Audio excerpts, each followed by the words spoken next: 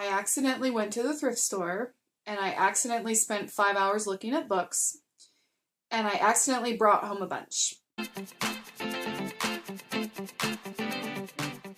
Another new filming location! We are trying to deal with this camera and lighting and tripoding and blah blah blah blah blah blah. Oh man. Okay. Book haul! Kim here, welcome back to my channel, and I am bringing you a thrift haul. To prevent myself from doing another like randomly split book haul like I had to back in the beginning of the year, I decided I would do a thrift haul now and then like a regular haul of stuff I got elsewhere. And at the end of the month, in the beginning of the new month, whenever you're supposed to regularly do those, that's what I'm going to do it. Yes, excellent. Let's get started. I think all but one are middle grade. One's kind of middle grade. I don't know. Who cares? The first book I grabbed, Anne of Avonlea, the second book in the Anne of Green Gables series.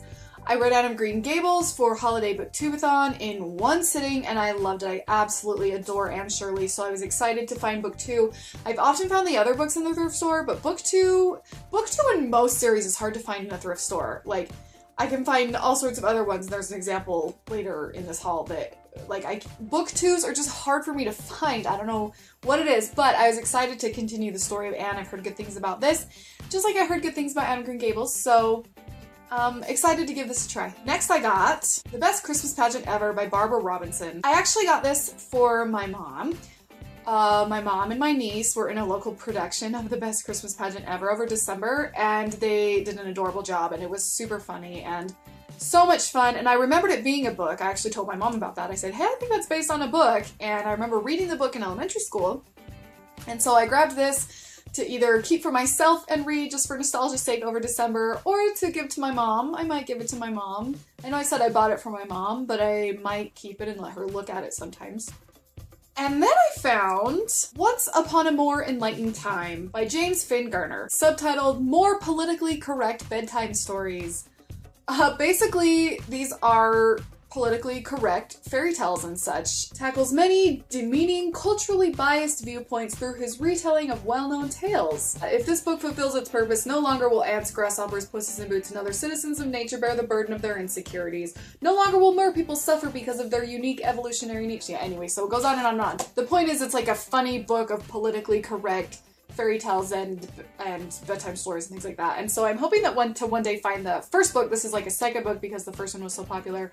It just sounded intriguing to me. Hopefully it's not like offensive about being overly sensitive. I am a little concerned that that's the point of it, that it's a satire on people being overly sensitive, which is a thing that really bothers me because, like, I'm sorry, you like don't have the right to tell a minority group that they're being too sensitive about something. Political thing, but okay, so I'm hoping it's not that. I'm hoping this isn't like satire on what some people view as being oversensitive. Hopefully it has like some feminism like ideas or like that kind of thing is what I'm hoping for. Hopefully it's just funny. I was very, very excited to find Artemis Fowl by Ian Colfer. Ian Colfer? I don't know. Anyway, okay, so this sticker won't come off. There's like a library protected like thing over it that is over Mrs. Noble's identification tag. I get it, Mrs. Noble, it's important to protect your books, but at what cost? Because now it's on my shelf and I will ever be reminded of you, Mrs. Noble. Okay, it's not her fault, but anyway, Artemis Fowl is very, very popular in middle grade. I don't even know that much about it. I don't know anything that it's about. And this is like a special edition version. This is a school market edition, and so it doesn't have a blurb or anything on the back. It just says stay away human, you don't know what you're dealing with, which is cool. But it has no synopsis or anything. It doesn't have anything about what it's about or anything, which is fine, but like look how cool this is. Like they have like the cool like symbols and things. Anyway, I'm really excited. It still has a library book card in it.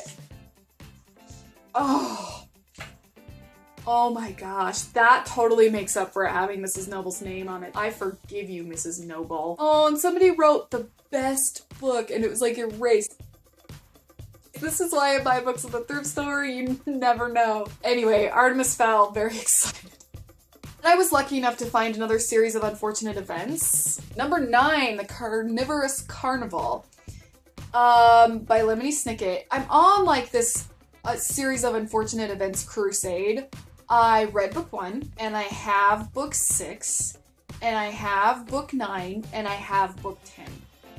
I read book 1, not really expecting to like it, and loved it, and have since been trying to just track down book 2 without having to like buy it new. Like, anyway, I'm sure I can find it used online or something, but I'm just really trying to find it at the thrift store because I have 1,000 other books I need to be reading, and so I'm kind of like leaving it up to fate and destiny to get me that book when I need it. But until then, I will collect the rest because I know I'm going to want to read the whole thing, and so when I grab it. This one's got a cool little McMurdy? People like to identify their books, so. And then I found another middle grade book, Maybird and the Ever After, by Jodi Lynn Anderson.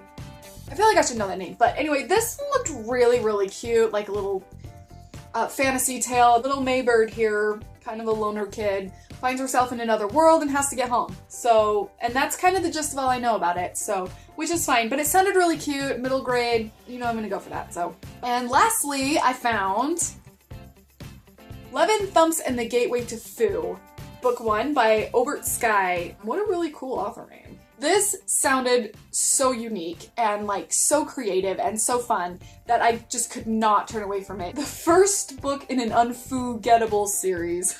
I think it's middle grade, 14-year-old, so that's kind of the higher end of middle grade. Getting close to young adult, but not quite. Yeah, kid, another world, typical middle grade fantasy sort of idea. Which I'm fine with. Like, I'm so fine with that because I love when there's another world because it's just such a cool, like, creative opportunity, and I like to see that kind of stuff, so. I'm excited for this one too. Sounds really exciting, sounds really cute, sounds really unique. 11 Thumps and the Gateway to Foo. Those are the books that I got at the thrift store for this mid-month thrift store haul. I'm very excited to tackle them. Let me know if you've read any of these because they sound really unique and great, and I'm excited to get to them. So let me know your thoughts and feelings on them. Thumbs up the video if you liked it, subscribe for more please, and thank you. Thanks for watching, you guys. I can't even speak some books. Roll the books. What a time to be alive.